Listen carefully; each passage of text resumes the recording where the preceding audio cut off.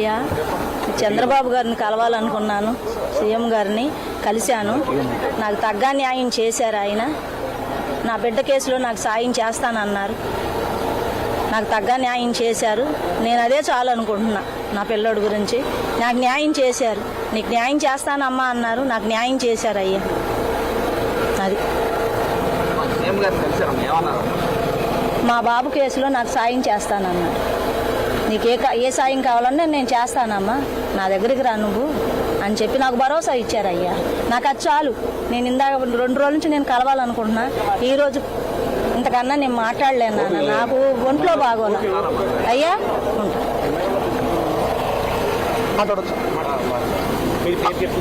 నా పేరు నవరంగ అండి.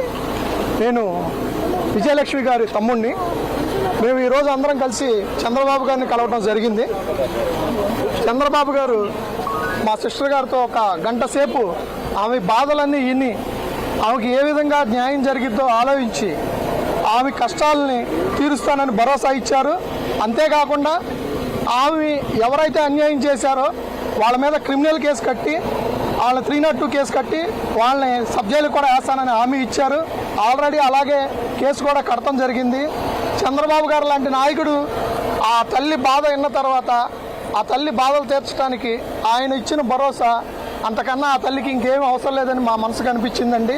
మాకు అంతకు మించిన ఆయన ఇచ్చిన భరోసాని మించిన మాకు ఇంకా ఏ కోరికలు లేవు. మా బాధలన్నీ ఆయనతో చెప్పుకున్నాం.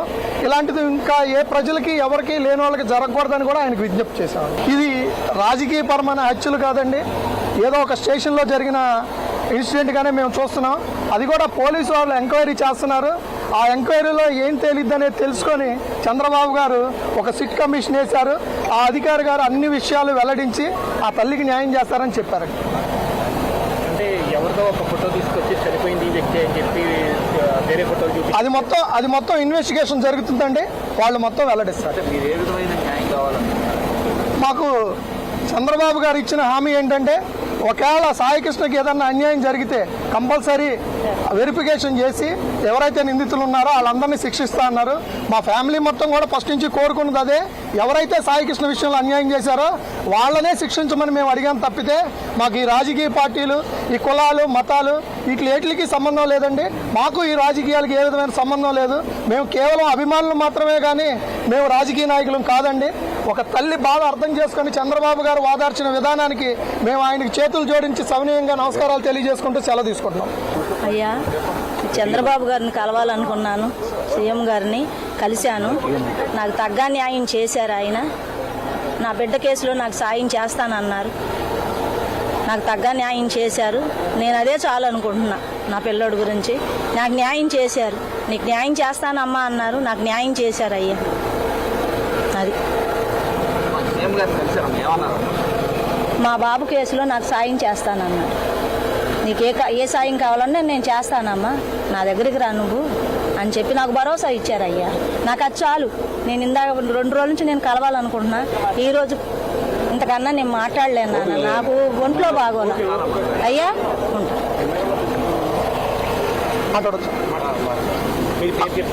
నా పేరు నవరంగ అండి. నేను విజయలక్ష్మి గారి తమ్ముడిని. మేము ఈరోజు అందరం కలిసి చంద్రబాబు గారిని కలవడం జరిగింది. చంద్రబాబు గారు మా సిస్టర్ గారితో ఒక గంట సేపు ఆమె బాధలన్నీ విని ఆమెకి ఏ విధంగా న్యాయం జరిగిద్దో ఆలోచించి ఆమె కష్టాలని తీరుస్తానని భరోసా ఇచ్చారు. అంతేకాకుండా ఆమె ఎవరైతే అన్యాయం చేశారో వాళ్ళ మీద క్రిమినల్ కేసు కట్టి, వాళ్ళ 302 కేసు కట్టి వాళ్ళని సబ్ జైలు కూడా వేస్తానని హామీ ఇచ్చారు. ఆల్రెడీ అలాగే కేసు కూడా కడతం జరిగింది. చంద్రబాబు గారు లాంటి నాయకుడు ఆ తల్లి బాధ విన్న తర్వాత ఆ తల్లి బాధలు తీర్చడానికి ఆయన ఇచ్చిన భరోసా అంతకన్నా ఆ తల్లికి ఇంకేం అవసరం లేదని మా మనసుకు అనిపించిందండి. మాకు అంతకు మించిన ఆయన ఇచ్చిన భరోసాని మించిన మాకు ఇంకా ఏ కోరికలు లేవు. మా బాధలన్నీ ఆయనతో చెప్పుకున్నాం.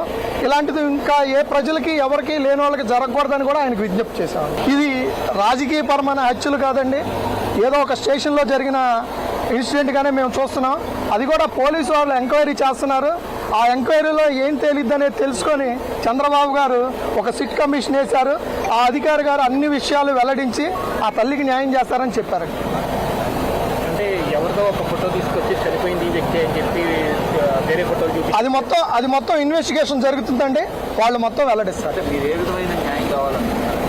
మాకు చంద్రబాబు గారు ఇచ్చిన హామీ ఏంటంటే ఒకవేళ సాయికృష్ణకి ఏదన్నా అన్యాయం జరిగితే కంపల్సరీ వెరిఫికేషన్ చేసి ఎవరైతే నిందితులు ఉన్నారో వాళ్ళందరినీ శిక్షిస్తా అన్నారు. మా ఫ్యామిలీ మొత్తం కూడా ఫస్ట్ నుంచి కోరుకున్నది అదే.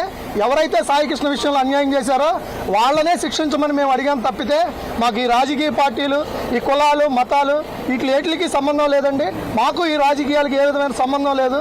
మేము కేవలం అభిమానులు మాత్రమే కానీ మేము రాజకీయ నాయకులం కాదండి. ఒక తల్లి బాధ అర్థం చేసుకొని చంద్రబాబు గారు వాదార్చిన విధానానికి మేము ఆయనకి చేతులు జోడించి సవినయంగా నమస్కారాలు తెలియజేసుకుంటూ సెలవు తీసుకుంటున్నాం.